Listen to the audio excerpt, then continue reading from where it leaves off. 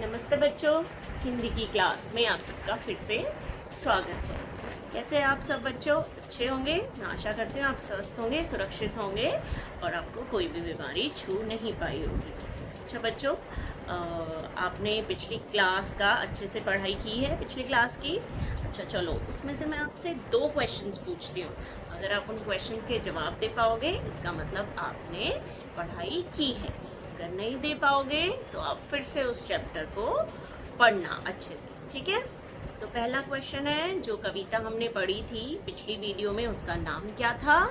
और दूसरा क्वेश्चन है कि आसमान में क्या झूम रहे थे? ठीक है?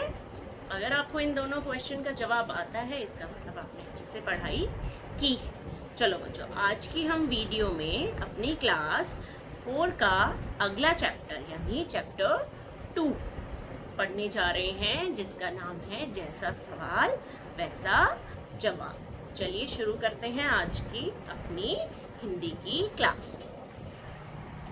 जैसा आपको स्क्रीन पे दिखाई दे रहा है, ये हमारे चैप्टर का नाम है जैसा सवाल वैसा जवाब। ठीक है? सवाल यानी क्वेश्चन एंड जवाब यानी आंसर। ओके?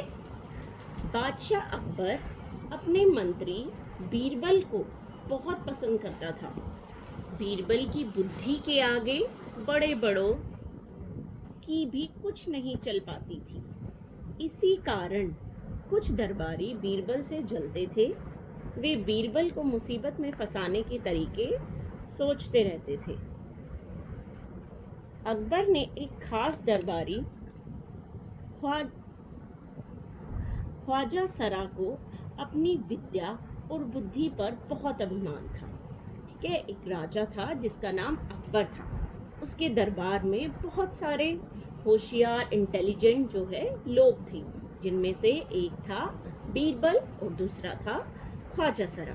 अब जो ख्वाजा सरा था उसको अपनी विद्या और बुद्धि पर बहुत अभिमान था। उसको बहुत प्राउड था कि वो कितना इंटेलिजेंट है और उसने कितनी एजुकेशन पाई हुई है। विद्या यानी नॉलेज और बुद्धि यानी इंटेलिजेंस। ठीक है? और वो बीरबल से बहुत चिढ़ता था। बीरबल को तो वह अपने सामने निरा बालक और मूर्ख समझते थे। बीरबल से वो इतना चिढ़ते थे कि वो उसको अपने आगे छोटा बच्चा और मूर्ख समझते थे, फूल समझते थे। लेकिन अपने ही मानने से तो कुछ होता नहीं। दरबार में बीरबल की ही तूती बोलती और ख्वाजा साहब की बात ऐसी लगती थी जैसे नकार खाने में तूती की आवाज। लेकिन फिर भी जो बीरबल ही दरबार में सबसे ज्यादा इंटेलिजेंट था, तूती यानी फेमस था, पॉपुलर था, और जो ख्वाजा साहब था वो सिर्फ कहने भर को जो है इंटेलिजेंट था, बस वो ही मानता था। ख्वाजा साहब की चलती तो वे बीरबल को हिंदुस्तान से निकलवा देते, लेकिन निकलवाते कैसे? अगर ख्वाजा सरा चलते तो वो बीरबल को दरबार से निकलवा देते, हिंदुस्तान से ही निकलवा देते। एक दिन ख्वाजा ने बीरबल को मूर्ख साबित करने के लिए बहुत सोच विचार कर कुछ मुश्किल प्रश्न सोच लिए। ठीक है? उसने एक दिन सोचा कि बीरबल को मूर्ख साबित करेंगे। ठीक है? प्रूफ कर देंगे कि बीरबल जो है वो फूल है। उन्हें विश्वास था कि बादशाह के उन प्रश्नों को सुनकर बीरबल के छक्के छूट जाएंगे और वह लाख कोशिश करके भी संतोषजनक उत्तर नहीं दे पाएगा।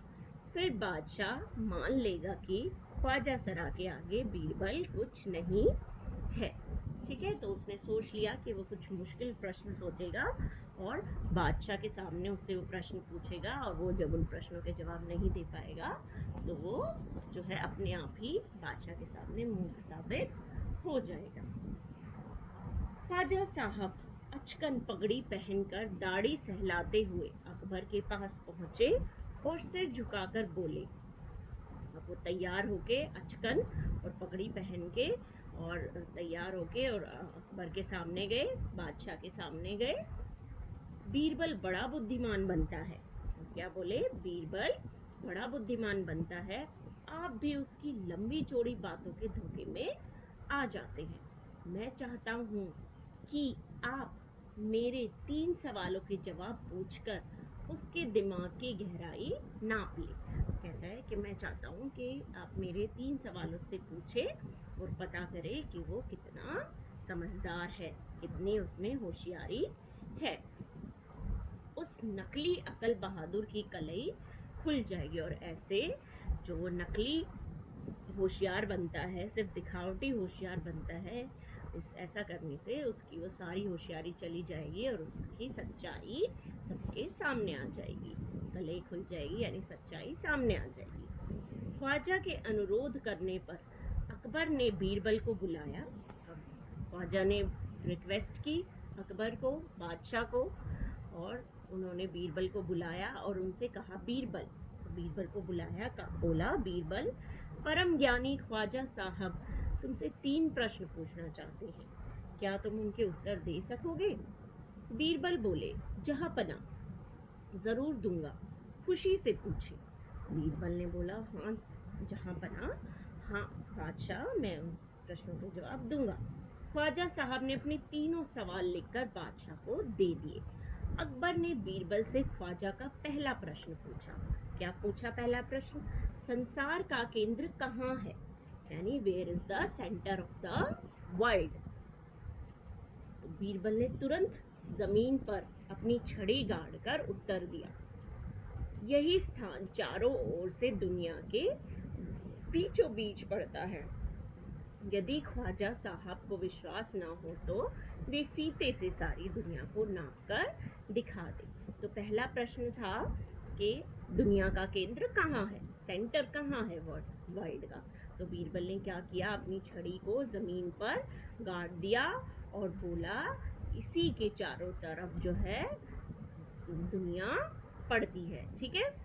और यहाँ अगर उनको विश्वास नहीं होता ख्वाजा को तो वो फीता ले ले, फीता यानी इंची टेप, ओके, जिससे हम नापते हैं, लंबाई नापते हैं, और नाप के देखे और मेरी बात दिखा दे कि मेरी बात गलत है, ठीक है। तो पहले प्रश्न का ये जवाब दिया।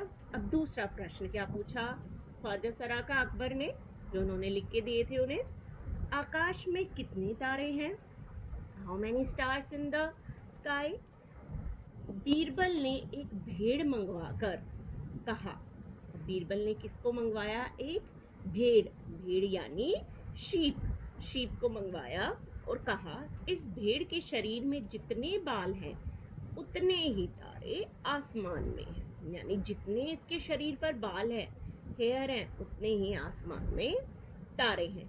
ख्वाजा साहब को इसमें संदेह हो तो वे बालों को गिनकर तारों की संख्या से तुलना कर ले, कि अगर ख्वाजा साहब को कोई डाउट है, कोई संदेह है, तो वो बालों को गिन ले और तारों की संख्या से उसको मैच कर ले।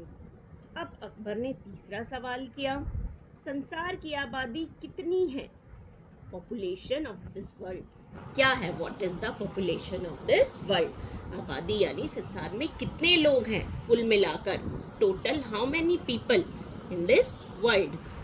बीरबल ने कहा, जहांपना, संसार की आबादी पल पर घटती बढ़ती रहती है, क्योंकि हर पल लोगों का मरना जीना लगा ही रहता है। बीरबल बोले कि संसार की जो आबादी है, जो लोगों की संख्या है, वो पल पर कभी घटती है तो कभी बढ़ती है, ठीक है, कभी इंक्रीज होती है तो कभी डिक्रीज होती है, और लोगों का मरना जीना लगा ही रहता है, ठीक है। समवन डाइज और समवन टेक बर्थ। इसलिए यदि सभी लोगों को एक जगह इकट्ठा किया जाए तभी उनको गिनकर ठीक संख्या बताई जा सकती है, कि अगर हम सबको इकट्ठा कर ले, सब लोगों को वर्ल्ड के, तभी हम उनकी ठीक संख्या बता सकते हैं। बादशाह तो बीरबल के उत्तरों से संतुष्ट हो गया, लेकिन ख्वाजा साहब नाक मुंह सिकोड़ कर बोले, ऐसे गोलमोल जवाबों से काम नहीं चलेगा जनाब। बीरबल बोले, ऐसे सवालों के ऐसे ही जवाब होते हैं, पहले मेरे जवाबों को गलत साबित कीजिए तब आगे बढ़िए। ख्वाजा साहब से फिर कुछ बोलते नहीं बना। ठीक है बच्चों, तो यही थी हमारी आज की ये स्टोरी, जो किन पे आधारित थी? बीरबल की बुद्धिमानी पर। ठीक है। अच्छा, तो इसी स्टोरी से आपसे 2-3 छोटे छोटे क्वेश्चन हैं, आप उनके उत्तर ढूंढने की कोशिश करिएगा। ठीक है। बादशाह अकबर के दरबार में सबसे होशियार कौन था? ठीक है। ख्वाजा सरा ने बीरबल से कितने प्रश्न पूछे, और वो प्रश्न, तीनों प्रश्न कौन कौन से थे? ठीक है। इन प्रश्नों के उत्तर ढूंढिएगा। ठीक है बच्चों, और स्टोरी को दोबारा से अच्छे से पढ़िएगा। ठीक है बच्चों, आपसे बाद में मुलाकात होगी। तब तक के लिए थैंक यू, धन्यवाद। खुश रहिए, सुरक्षित रहिए, घर पर रहिए। बाय।